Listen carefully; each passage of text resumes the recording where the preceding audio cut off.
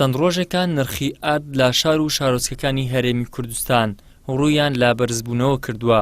بەو هۆیشەوە نانەوەخانەکان دەستیان کردووە بە دەربڕینی ناڕزایی و دەڵێن دەبێت لایەنی پەیوەندیدار چارەسەری کێشە و گرفتەکانمان بکات. نانەوایەک کە 28 ساڵە سەرقاڵی ئەم کارەیە دەڵێت لە ڕابردوودا حکوومەتی عێراق پاڵپشتی نانەوەخانەکان و چین و توێژە جیاوازەکانی دەکرد، بەڵام حکوومەتی هەرێم جگەلەوەی کە نرخ هەرزان ناکات بەڵکو باجی زۆریش دەخاتە سەر پێداویستیەکانی ڕۆژانە.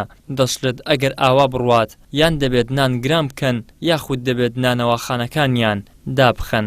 لە ناچاری ئیش دەکەین لەبەرەوەی هیچ ئیسیفادەی نییە، بەس تەنها پارەی شاگردانە لە بۆ خاوەن فڕنی هیچ نامینێت و هیچ ئیسیفادەی نییە. ماندیبوونەکی بەلاش و عەلاشە. سەرەڕای ئەوەش غازداران بتڵی بە 7.5 بوو، دوایە بۆ 8.5.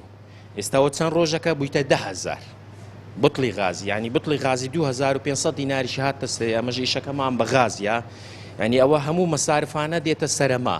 نانیش هەروچی خۆی 8 بە 1000 ینی هیچ ئیسیفادەی نەمایە. بەڕاستی زمانی ساری 80ەکان 85ەکان برێن ئەو کاتی مەسەلەن مەواد غیدایی ئەگەر دەهات لە دەرێ لە هەر جیەیەکی، مەسەلەن ئەگەر فەردەی ئاردی بە 10,000 بهات بە حکوومەت 5,000شی دەدا، بازرگانەکان دەیگو بە 5,000 بدەنەوە، ینی کەمتر لە پارەی خۆی.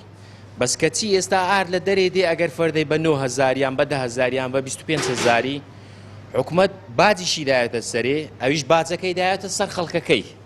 یعنی حکوومەت هیچ دەعمەکی بازرگانەکان ناکە. مەسەلەن لە ڕووی مەواد غیدایی، مەواد غیدایی بە هیچ شێوەیەکی نابی باجی بستە سەری. ساڵی ڕابردوو ئار بە 25,000 بوو، ئێستا بە 38,000 دینار، یعنی 13,000 فەرقیە. غازیش لیتری 100 دیناراتە سەرێ، یعنی بای 350,000 تێکە دەڕۆپێژەستا، ئێستا بای 450,000، یعنی 1000 لتر لە یەک فەرداریش 800 نانی دەکەوتێ، هەمووی دەکات 100,000 دینار.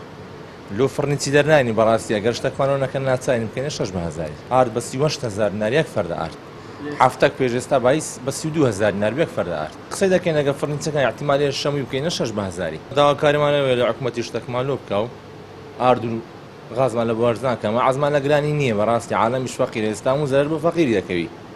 لەگەڵ بەرزبوونەوەی نرخی ئارد کە حکوومەت ئامادەی هیچ هاوکاریەک نییە، ترسی ئەوە هەیە باجی ئەم قەیرانەش بخرێتە سەر ئەستۆی هاوڵاتیان. ئەندامێکی ئەنجومەنی پارێزگای هەولێریش دەڵێت بە دواداچوونی ورد دەکەین و ئەوەی لە ڕابردوودا ڕووی داوە ئیدارەدانێکی هەڵە و ناتەندروست بووە، بۆیە ناکرێت لەوە زیاتر هاوڵاتیان ئەرکی سەرشانیان گرانتر بکرێت.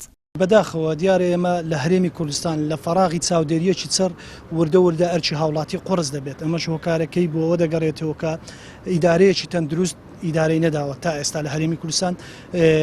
ئەو مەسەلەی ئێستا دوایین مەسەلە کە هاتووە ئاردی ماڵانە یان ئاردی نانە کە گران بۆ ئەمەش کاریگەری لەسەر نان و سەمون و ئەمانە دروست کردووە.